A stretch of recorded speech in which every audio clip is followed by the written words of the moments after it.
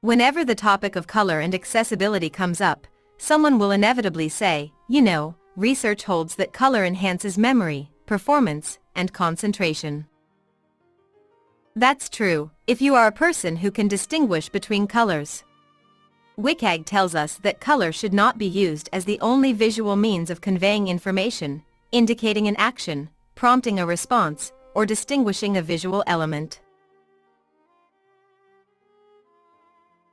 This means that we must consider context when determining whether the use of color helps or hinders a student's ability to understand our information. Let's look at when background color creates problems. Click the green arrow to continue.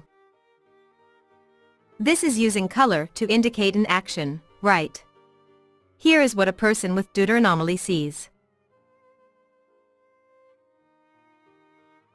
Remember that quiz question from the alternative text video. This one explained the significance of the orange shaded, vertically lined states. This is using color to distinguish a visual element. Here's what our friend Tony sees.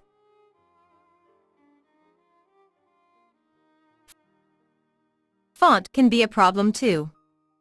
This is clearly an attempt to convey information, but not every student will be able to determine the distinction between each statement.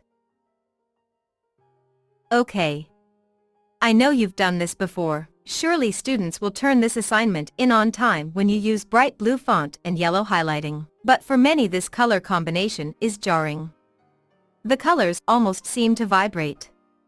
Now you know why everyone misses the deadline. The information you've tried to convey hurts their eyes. Here is another example. Required fields are in red. The intent is to prompt a response.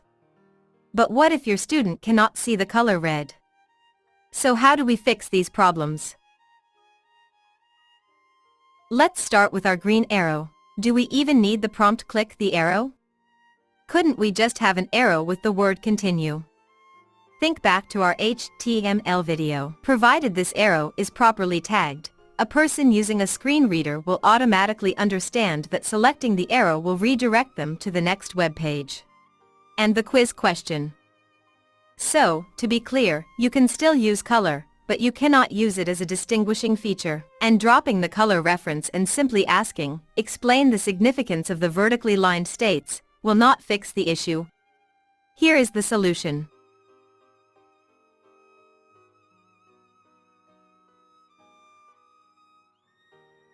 Now you can ask, explain the significance of the vertically lined states. What about our list? This is also an easy fix. Again, you can still use color, but you need to be certain that every student understands the information. About this one. These combinations are really hard on the eyes. Yellow-green, green-purple, blue-red, and all neon colors. Okay, now my head hurts. Let's talk color contrast. This is the brightness between two colors. Instead of breaking down the WCAG jargon, I draw your attention to this handy-dandy checker right here. Oh, and I've also posted the web link. Here is how this works. I will use Word as an example.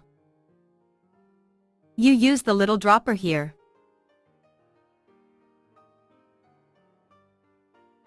Then here.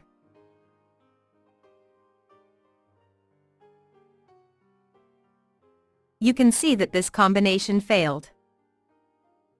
Let's try this.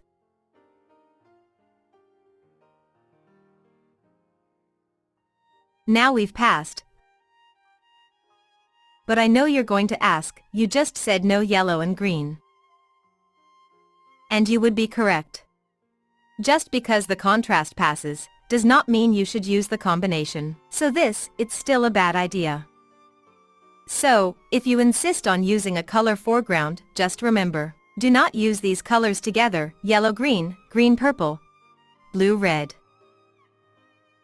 And we shall never speak of this one again.